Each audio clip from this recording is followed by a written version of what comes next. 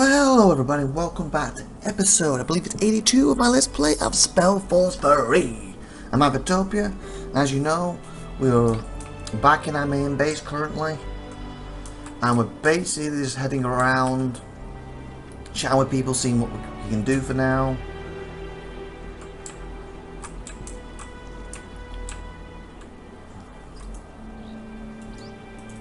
So we've got him with us, we've got him with us now. Who's the elf guy? I think. Oh, I can't remember. Well, we're gathering heroes up now. It's good. Come on, you move. What's it else to do? Yeah, got it. To follow you. I think we covered everything in here, didn't we? Or were we about to head in here? I can't remember. Anyway, we'll let head in here. Then what? That ought to tell us, won't it?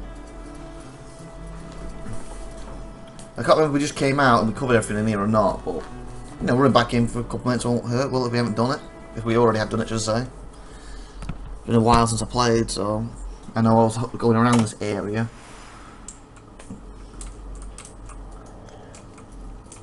Okay, and there is a thing there, so also I haven't done that. Let me turn the view around. Oh, what button is it? Yeah, control.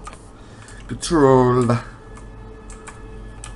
So bright in this area, isn't it? Bright! Okay, where's the end? So it looks like we haven't, so we've got to have a chat with both of these, it looks like.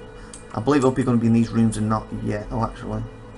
She's in this room, but it looks like there's nothing to really chat with her about. Okay, let's go and have a look. Miles to go before I sleep. So I'll have a chat with him. And then we'll come back and go in there, have a chat with that, and then we'll come out and have a chat with anyone else outside before we continue. Okay, you're the Gorf, the Org. Let me do L to follow me where we are.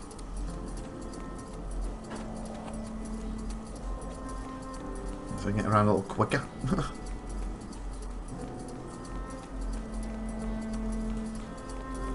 Sal Raka. Gor, how are you and the Fire Wielders settling in? All right, I guess. Nice. Though there've been some quarrels between my warriors and these mercenaries. But don't worry, I took care of it. Good, good. And that Rowan promised to do the same. Nonetheless, Tahar, I have to say it. I don't like this place. Not at all. Why not? Well, I guess it's the people who once lived here. The Shapers. They were corrupted. And I can feel that corruption even now. Corrupted? Yeah. Their customs, their culture. They were completely detached from the order of nature. Wow. How so? How so? Do you even need to ask? Just look around. Ghost warriors, strange machines, strange buildings. Especially this place, this Nexus. They thought they were above everything. Even the gods. And they meddled with things they didn't understand. It's disgusting. Well, Wow. they're dead now. Yeah, doesn't work. Maybe. But I can still feel their presence. Anyway, nothing we can do about it. If the Shapers caused the blood burn, I understand why we need this place. Is there anything else you wanted to talk about? Huh?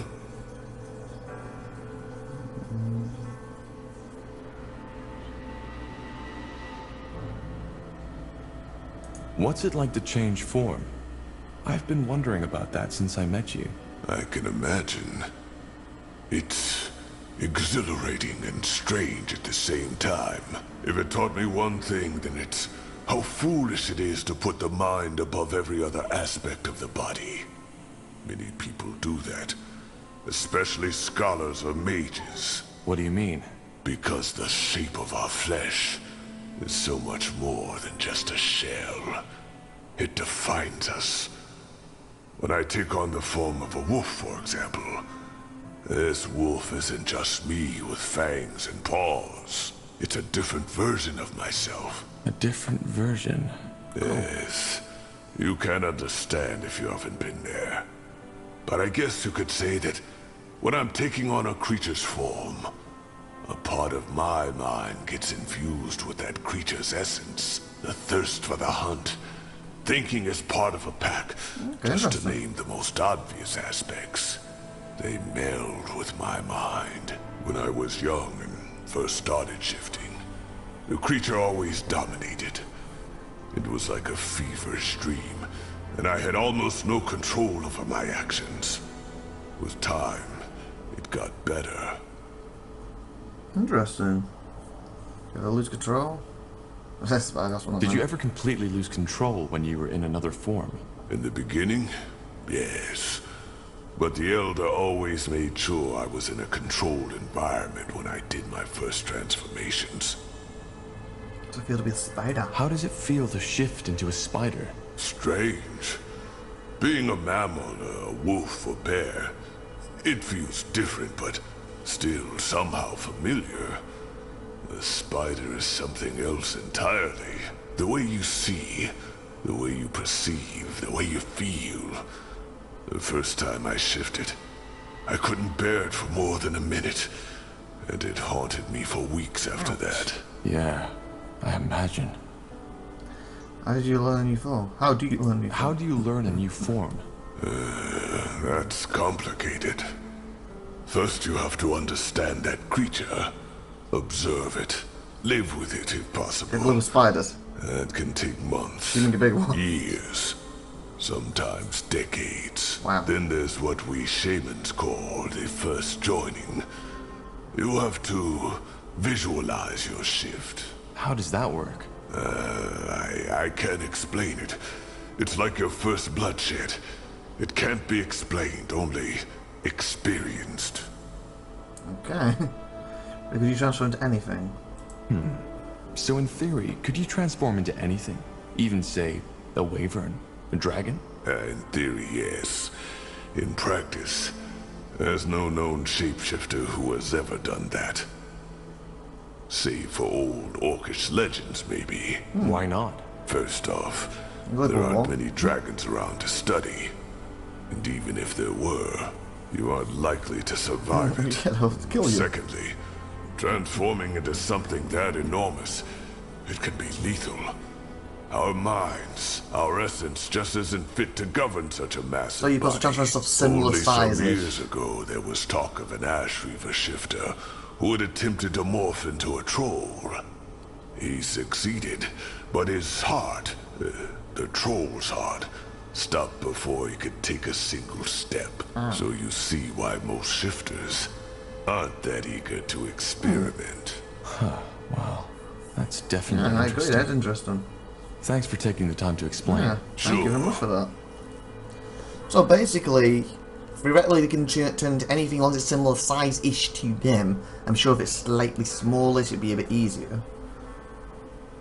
August culture. Back in Bar Gor, you told me that you think the orc should strive to be more. What do you mean by that? Do you consider your culture to be, well, inferior? Inferior? No, not at all. On the contrary, I'm glad to be a fire wielder, and not a human or an elf. You say human then, or do you say Because human? not Oh, so human. unlike the Shapers, your culture is bigoted, strange. You like to tell yourselves you're more than the animals you slaughter for food. You call yourselves civilized. But in the end, you look for the struggle just as anything and anyone else does. But of course you don't admit to it. You want to be better than that. And the result are lies, intrigue, wars, and assassinations. Their culture is so bizarre that it's almost amusing. Wow. Generalizing. That might go for some, but not all of us. Maybe, maybe not. So no, I don't consider our culture to be inferior. But we've gone astray. Okay. Fools such as Krell was one. They're the reason your race looks down on us. If Zakrak had wanted us to be ever-fighting, ravaging brutes, he wouldn't have given us minds to begin with. Every brawl, every battle, every war has to have a purpose. It isn't something done for pleasure. Yes, it can be enjoyed.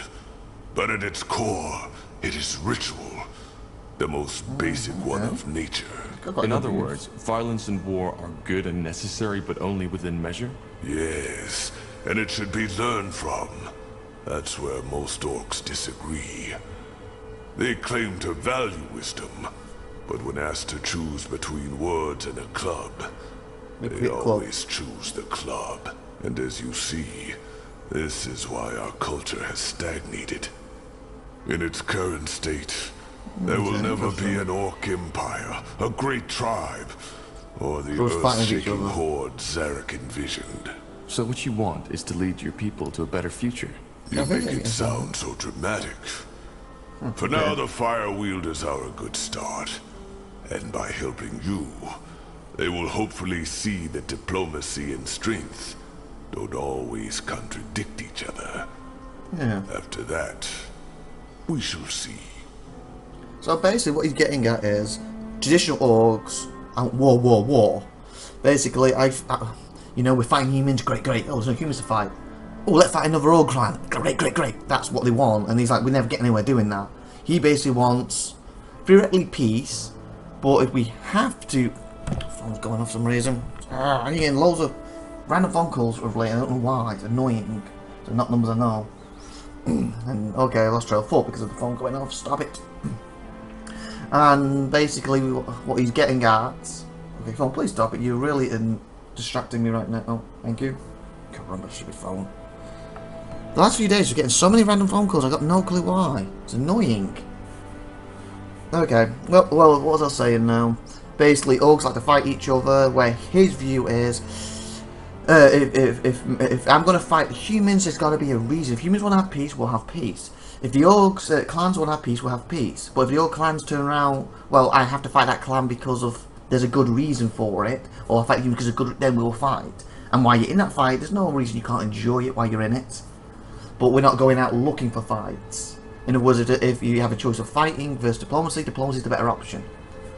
But if you do have to get a fight, then there's no reason you can't enjoy while you're in it. That's basically what he's getting at. Where most orcs just, well, better options are diplomacy or fight. I'm just going to fight. Because I love fighting, you know. I think that's what he's getting at.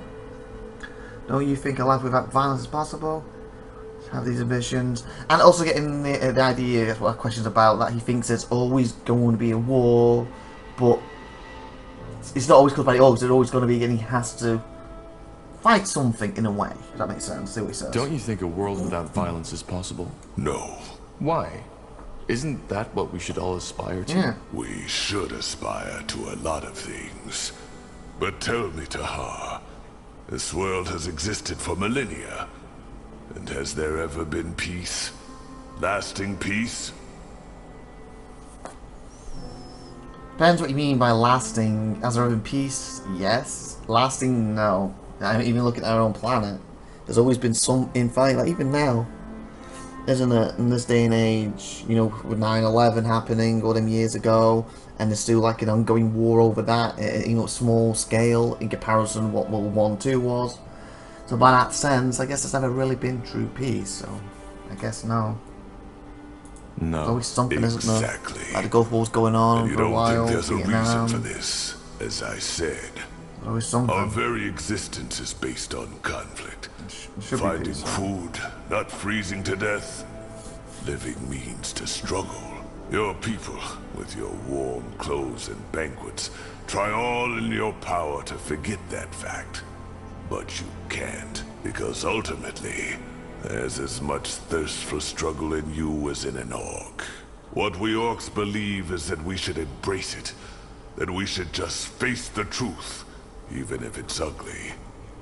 That the ways of nature can't be changed by its creation. It's like fighting the tides. So what? Do we just kill each other whenever we feel like it? No.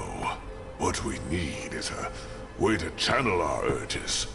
Ceremonial battles, arenas. A society that is centered around survival and strength, and gains, rather than loses stability from it.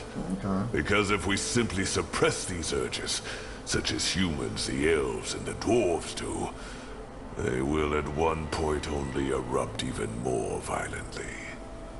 So what he's saying again, and the gist of it is, you can never have an eternal peace in his eyes because by nature we want to battle and fight people and we're aggressive. but we can have peace in general as long as while the peace is happening, to keep people's nature from attacking people and getting aggressive and starting more wars. They can battle in arenas and stuff like that, and basically some kind of ceremonies where they can get that anger, aggression, urge out.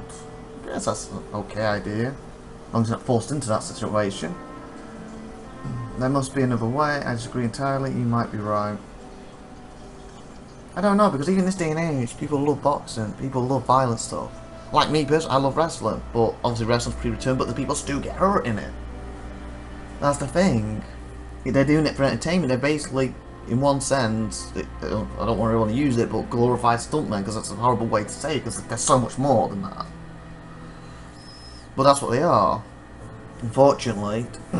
But they basically can tell great stories, they can get the aggression out, they really get hurt as well when obviously you don't want them to.